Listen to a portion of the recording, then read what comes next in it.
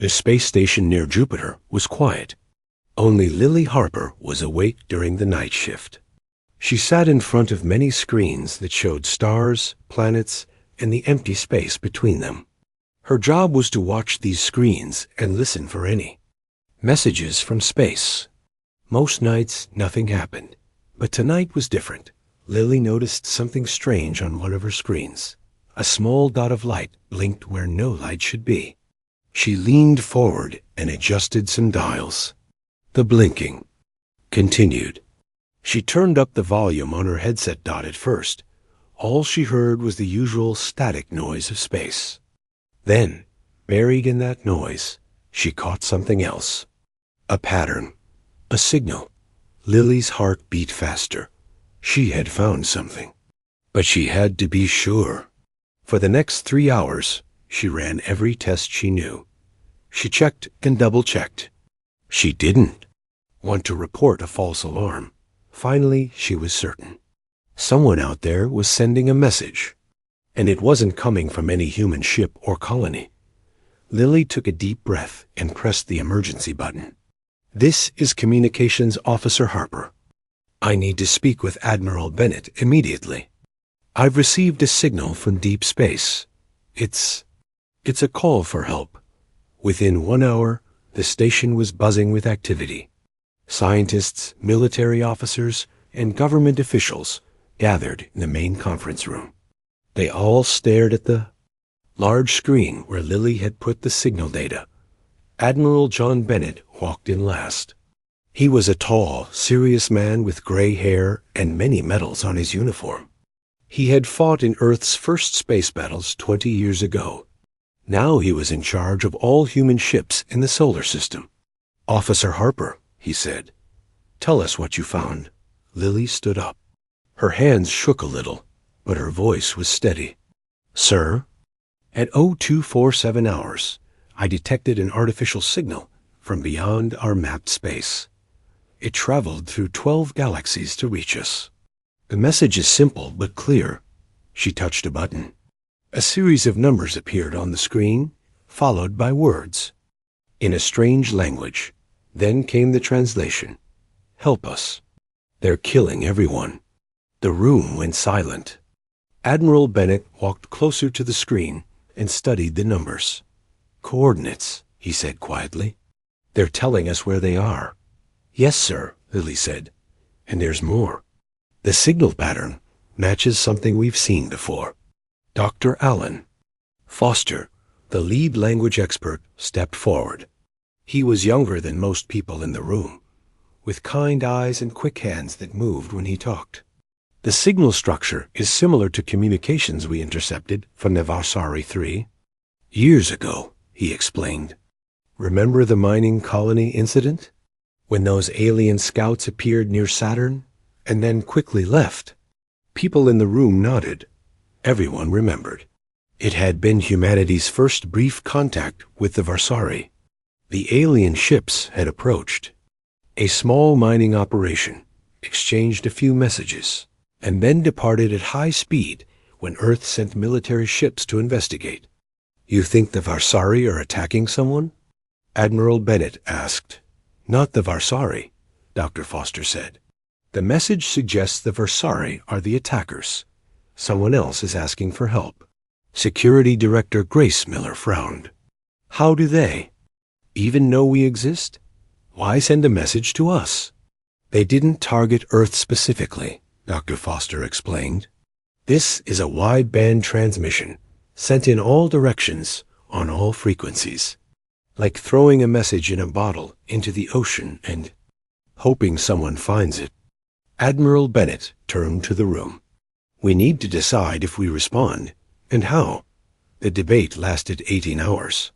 Some leaders wanted to ignore the message. They said it wasn't Earth's problem. Others worried it might be a trap. "We know almost nothing about the Varsari," Director Miller argued. "We had one brief encounter. They could be baiting us." Others felt a duty to help. "If we ignore this," Dr. Foster said, "what does that say about humanity? That we hear a cry for help and turn away?" As they argued, Dr. Foster's team continued. to analyze pieces of the message. Near the end of the debate, he interrupted with new information. "We've decoded more details," he announced. "The signal describes the attackers. The details match what we know about the Varsari. And there's something else. The message mentions that the Varsari retreated when they encountered resistance from another species. That must be us. The mining colony incident." Admiral Bennett nodded slowly. "The Varsari approached our mining operation, realized humans were more dangerous than they expected, and left quickly. They've never faced our real military power." He stood up and looked at the star map, showing the vast distance to the signal's origin. "The Varsari ran from a small mining colony with minimal defenses," he said. "Perhaps they should learn why other species have started calling humans Deathworlders." In the end, the United Nations Space Command voted to respond. Earth would answer the call. 2 days later, the USS Defiant prepared to leave Earth orbit. It was the newest and largest battleship humans had ever built. Captain Olivia Mason watched from the bridge as the last supplies were loaded. Status report. She ordered. Commander Samuel Wright checked his screen. "All systems ready, Captain. Crew at full capacity. Weapons at 100%. The new jump drive is installed and tested." Captain Mason nodded. "And our destination?" "Coordinates locked in. 12 galaxies away, farther than any human has ever traveled." Mason looked at the main screen, where a small dot of light showed the source of the distress signal. "Somebody out there asked for help," she said. "And they're about to learn something about humans, we answer." She sat in her command chair and gave the order that would change humanity's place in the universe forever. "Take us out, Commander. Maximum speed."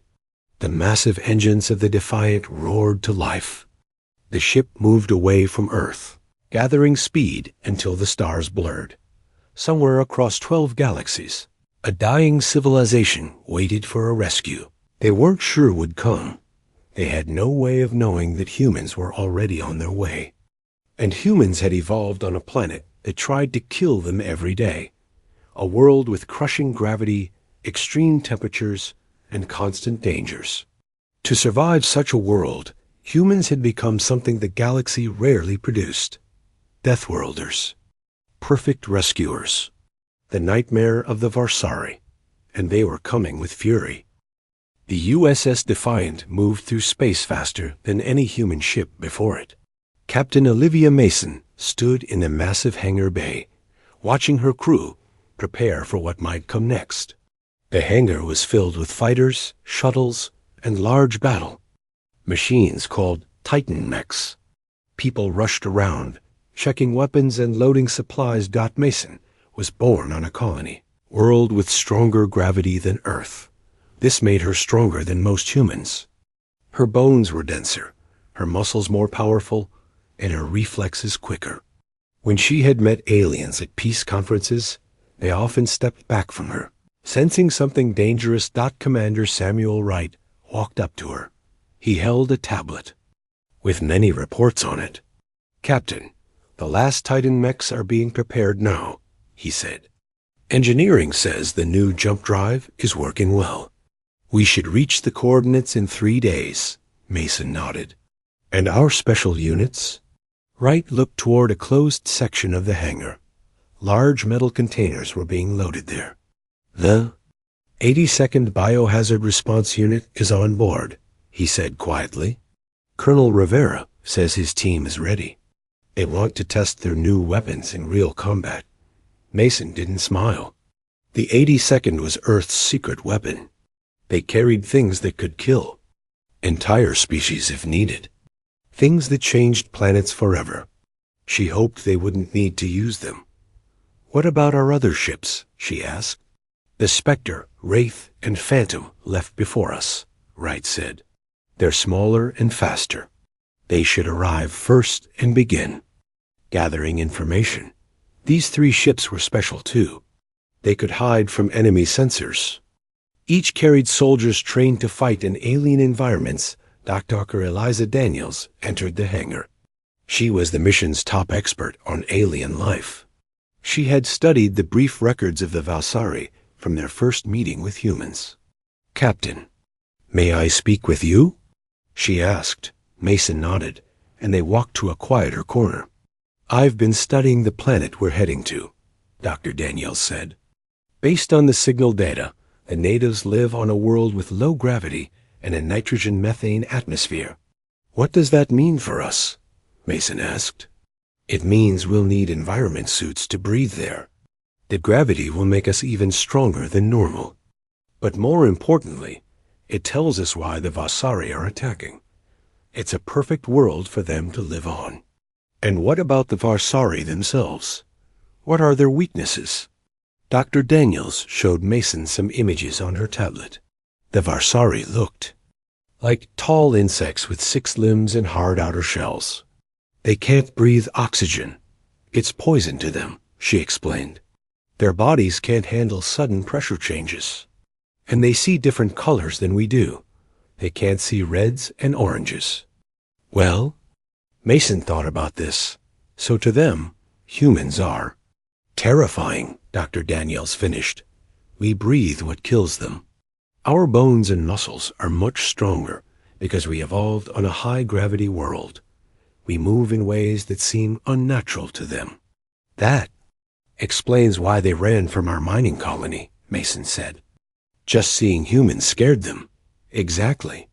They're used to fighting species from worlds like theirs, not Deathworlders like us." Their conversation was interrupted when Admiral Bennett appeared on a large screen nearby. His face looked serious. "Captain Mason, we've received another signal from the planet," he said. "Things are getting worse there. The Valsari are killing more of the native people. You need to leave immediately." "We're ready, Admiral," Mason replied. "Departure in 1 hour." After the call ended, Mason gathered her top officers. They stood around a map of stars showing their destination. "Listen carefully," she said. "This mission is unlike any before. We're traveling farther than humans have ever gone. We're facing an enemy we barely know. And we're helping people we've never met." She looked at each person. "But this is important. Not just for the people asking for help, but for humanity's place in the galaxy. Today, we show everyone what Earth stands for." The officers nodded. One by one, they left to prepare their teams. Later, Mason sat alone in her quarters. On her desk was a small plant from Earth, a cactus that survived in the harshest deserts. It reminded her of humanity, life that refused to die, no matter how hard things got. A voice came through the speaker. "Captain, all systems are ready. The crew is at their stations. We can leave now." Mason took one last look at the cactus. Then she headed to the bridge. Bridge of the Defiant was filled with screens showing stars and planets. Officers sat at control panels, watching readings and preparing for the jump.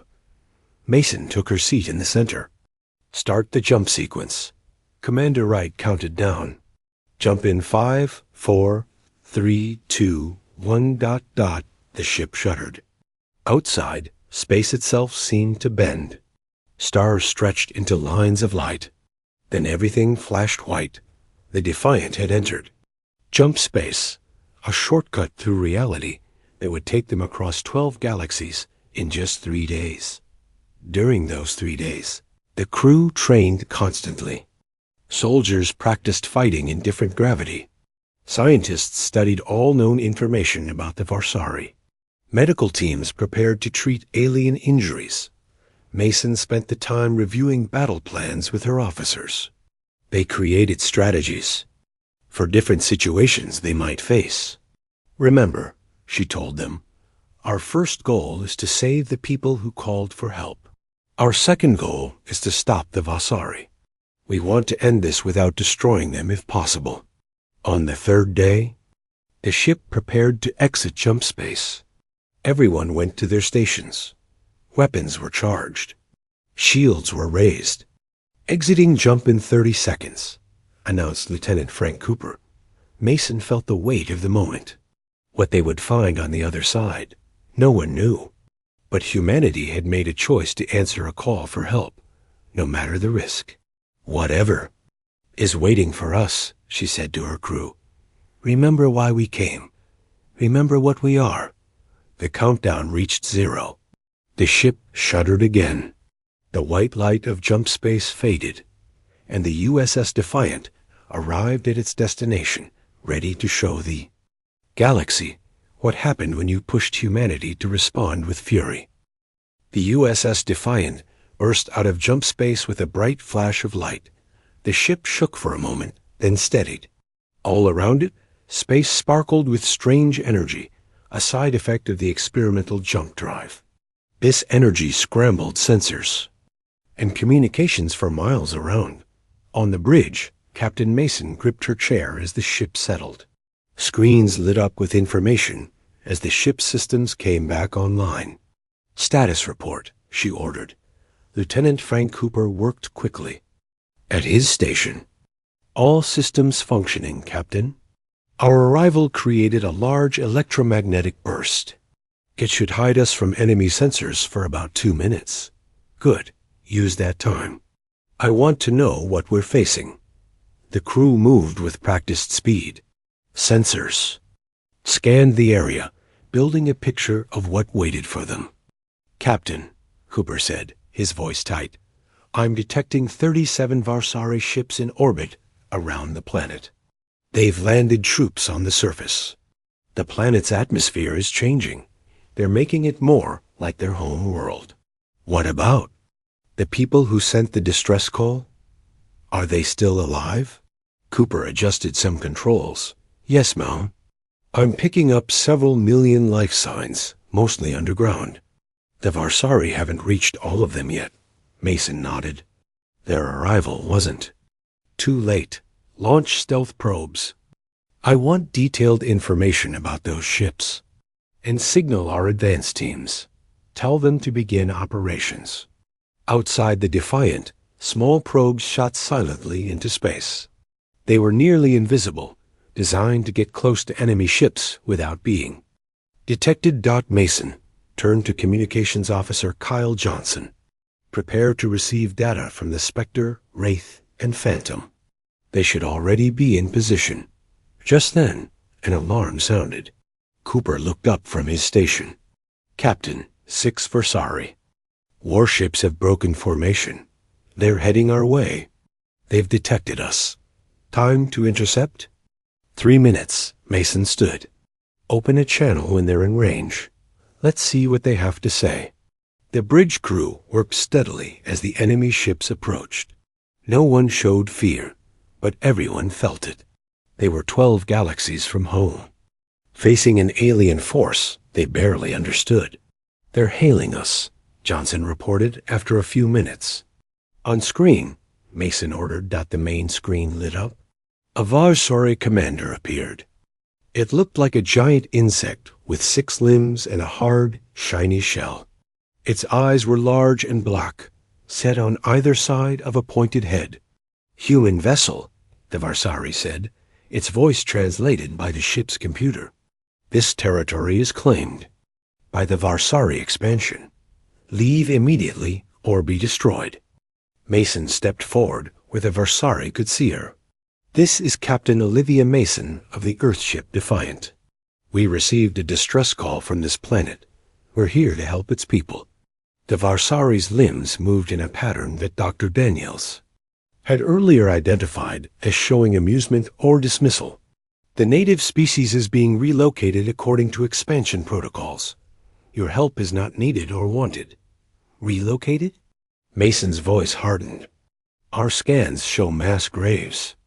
That's not relocation. That's genocide." The Varsari commander's limbs twitched. "Their world is more valuable than their lives. This is not your concern, human. Your species is tolerated because you stay in your toxic corner of the galaxy.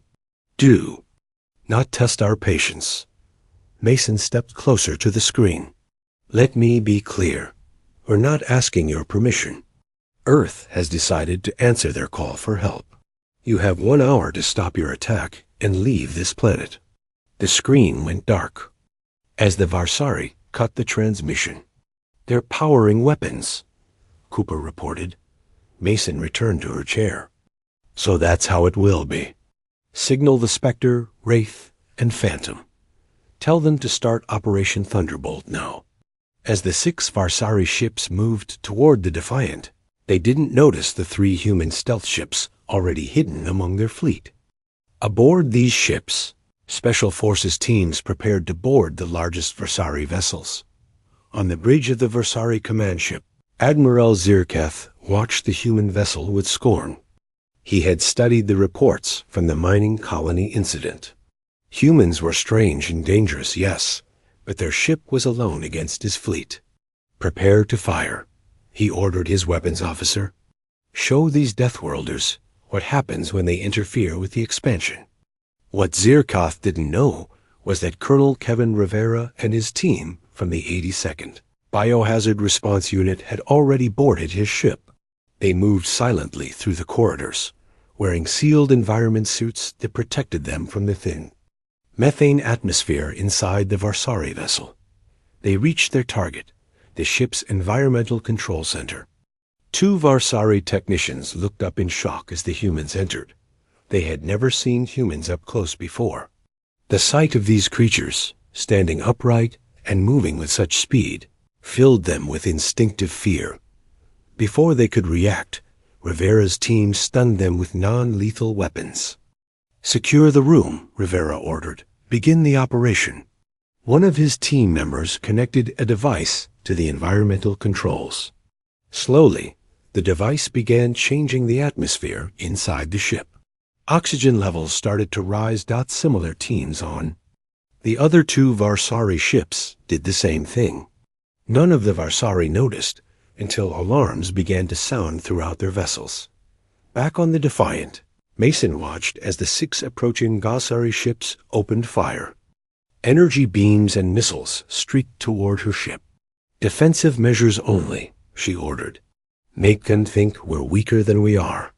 The Defiant's shields flashed as they absorbed the energy weapons.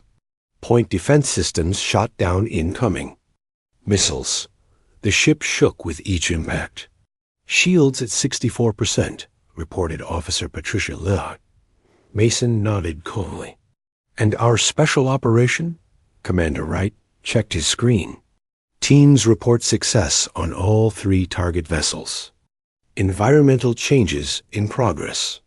Mason allowed herself a small smile. "Good." On the Varsari command ship, panic spread as oxygen levels continued to rise. To the Varsari, oxygen was highly toxic. Their exoskeletons began to crack under the stress. Breathing became difficult.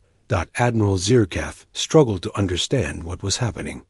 "Fix the environmental systems," he shouted.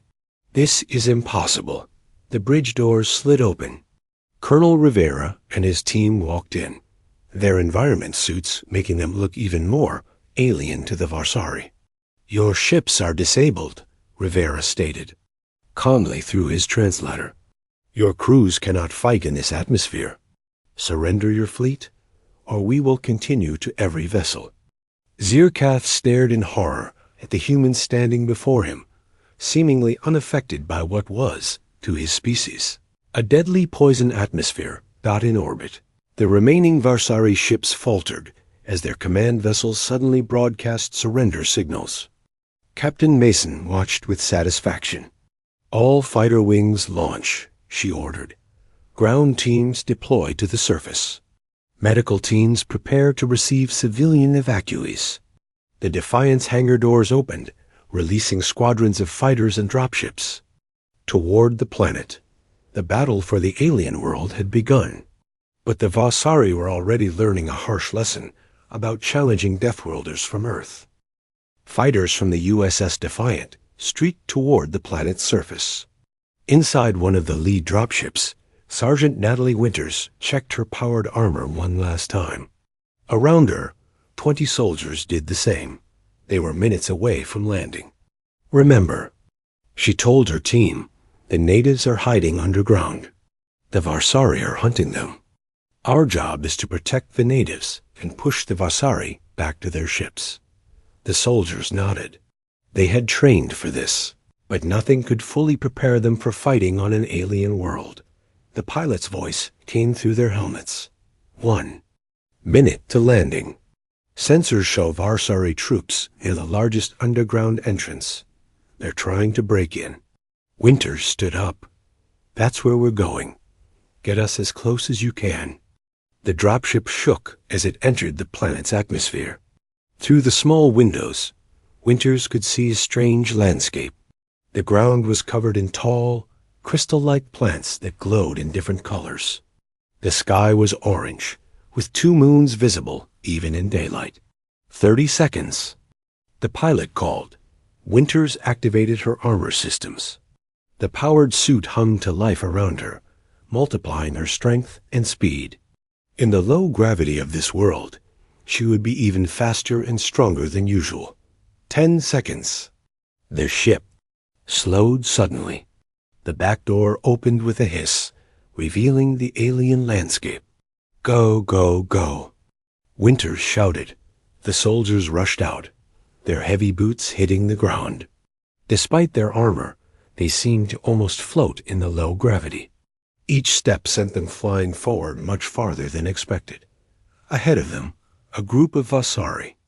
Soldiers were setting up a large drilling machine near the entrance to an underground cave. They turned in surprise as the humans approached. The Vasari were taller than humans, with 6 limbs and hard shells. They carried weapons that shot energy beams. They fired at the approaching humans. Spread out, Winters ordered. Use the crystal formations for cover. Her team split up, moving with incredible speed in the low gravity. To the Vasari, the humans seemed to fly across the ground, leaping between crystal structures with unnatural quickness. The Vasari fire hit one soldier's armor, scorching it, but not breaking through. The humans returned fire. Their weapons were designed specifically for this mission. They fired special bullets that created sudden pressure changes, the exact thing that could crack Vasari exoskeletons. 3 Vasari fell immediately. The others pulled back, clearly shocked by how fast the humans moved and how effective their weapons were. Winters used her armor's enhanced strength to jump nearly 30 feet through the air. She landed behind a Vasari officer and disabled its weapon before it could turn around. The alien's limbs flailed in panic. This is not possible, the Vasari said in its translated voice. You cannot survive here. This atmosphere should kill you. Winters pointed to her helmet. We bring our own air. Now order your troops to retreat. Across the planet, similar scenes played out as human forces landed. The Vasari, used to fighting, species from similar worlds to their own, had never faced anything like the humans. These strange creatures moved too fast, hit too hard, and seemed unstoppable in their powered armor dot in orbit. Captain Mason watched the battle from the Defiance bridge. Reports came in from all landing sites. Ground Team Alpha has secured the Northern Continent's main settlement, Commander Wright reported. Team Bravo is pushing Vasari forces back from the equatorial region. Team Charlie reports heavy resistance near the southern pole. Mason nodded. Send reinforcements to Team Charlie. And what about the natives? Have we made contact? Yes, Captain. Sergeant Winters' team has reached one of their underground shelters. Below the surface, Winters and her team stood at the entrance to a vast underground city. They had driven off the Vasari forces and disabled their drilling machine. Hello? Winters called into the darkness. We're from Earth. We received your distress call. We're here to help. For a long moment, nothing happened. Then, slowly, light began to glow from inside the tunnel. The light grew brighter until Winters could see the source. The native aliens were unlike anything she had expected. They looked like walking crystals, with bodies made of transparent material that glowed from within. They had no faces as humans would recognize, but parts of their Crystal bodies pulsed with changing colors. The tallest one was about half the height of a human. One of the crystal beings stepped forward. Its body flashed with patterns of light. "The universal translator is working," one of Winter's soldiers said. "It's trying to communicate." The translator, in Winter's helmet, processed the light patterns and converted them to words. "You came," the crystal being said, its voice sounding surprised in the translation. "You received our message and traveled across 12 galaxies to help us?" Winters removed her helmet so the aliens could see her face. The air was toxic to humans, but her suit could create a small bubble of breathable air around her head for short periods. "Yes," she said simply. "We came to help. I'm Sergeant Winters of Earth. These are my soldiers. We're pushing the Varsari back as we speak." The crystal being's lights pulsed rapidly, which the translator identified as a sign of strong emotion. "We are the Lumere," it said. "I am Elder Kira. We have been hiding since the Varsari came. They want our world for themselves. They started changing our air, killing our people." "How many of your people are left?" Winters asked gently. "Perhaps. Half our population survives, hidden in caverns like this across the planet. The Varsari found many of our shelters. They have killed millions already." Winters felt a surge of anger. She put her helmet back on and connected to the command channel. "Captain Mason, this is Sergeant Winters. I've made contact with the natives. They call themselves the Lumere. They confirm the Varsari have been committing genocide. At least half their population is already gone." Mason's voice came through clearly. "Understood, Sergeant. That changes things. Tell the Lumere we're not just driving the Varsari away, we're making sure they never come back." On the Defiance Bridge, Mason turned to her officers. "Send word to all our forces. No more holding back. I want the Varsari off this planet." "Within 12 hours, Commander Wright nodded. "And the Varsari ships we've captured? Keep their crews contained. Once we've secured the planet, we'll decide what to do with them." Below, Winters relayed the message to Elder Kira. The crystal being's lights pulsed in what seemed like relief. "Your weapons work well against them," Kira noted. "They feared you from the moment you landed. We watched through our sensors. You move in ways that terrify them." "On our world, gravity is much stronger," Winters explained. "We evolved to survive in harsh conditions. To the Varsari, we're nightmares. Deathworlders," Kira said, using the human term. "Now we understand why the Varsari feared your kind. The few who encountered your people before warned the others. But they didn't listen.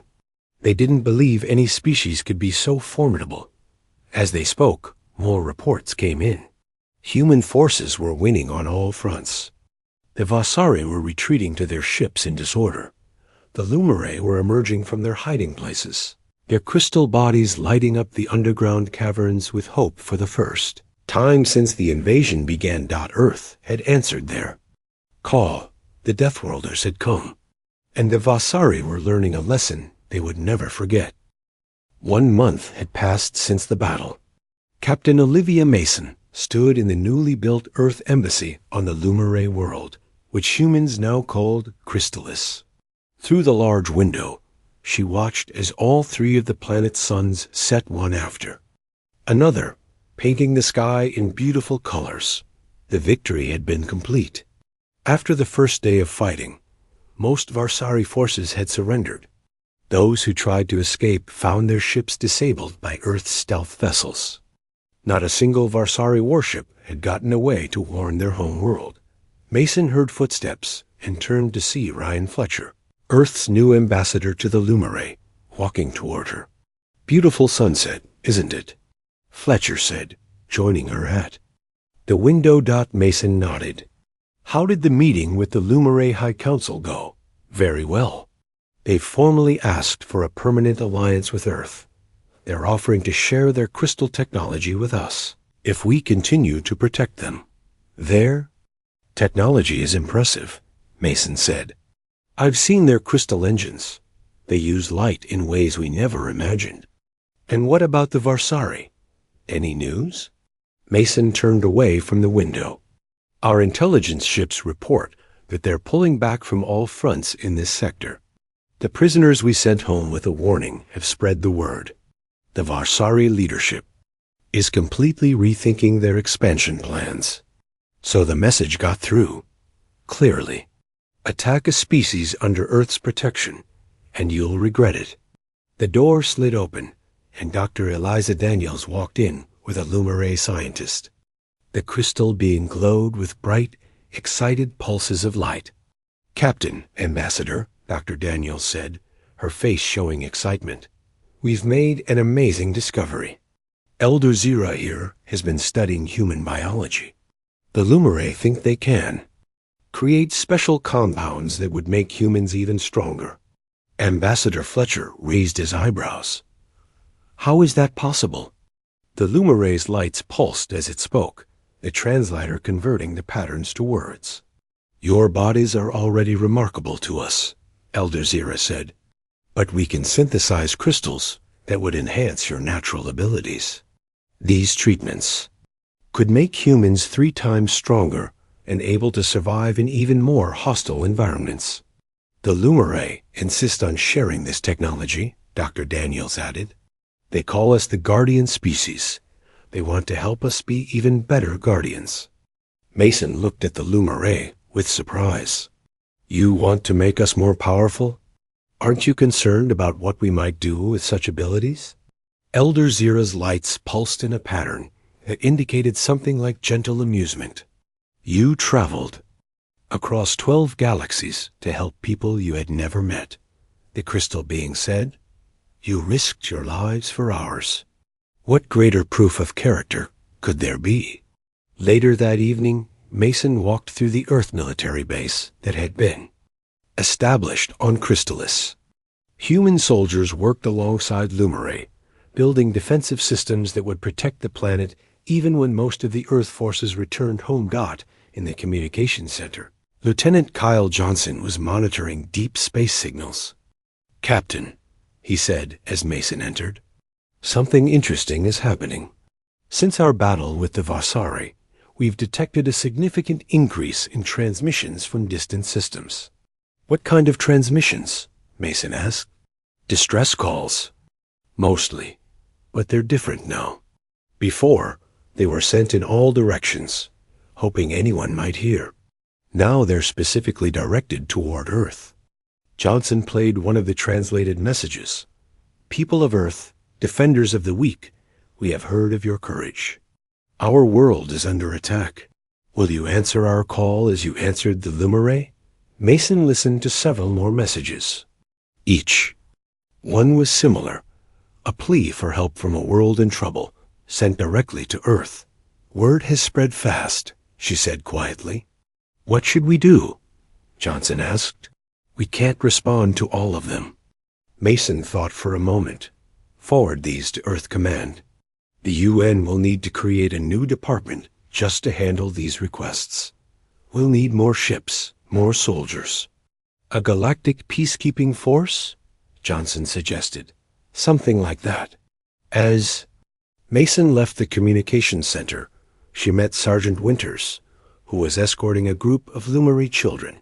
The crystal beings glowed with excitement as they looked at the human soldiers.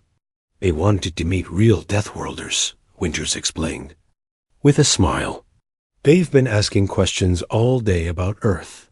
One of the small crystal beings approached Mason. Its lights pulsed in a simple pattern that the translator rendered as, Is it true your world tried to kill you every day, and that's why you're so strong? Mason knelt down to be closer to the child's height. Our world is challenging, yes. We have strong gravity, extreme temperatures, and many dangers. But it made us who we are.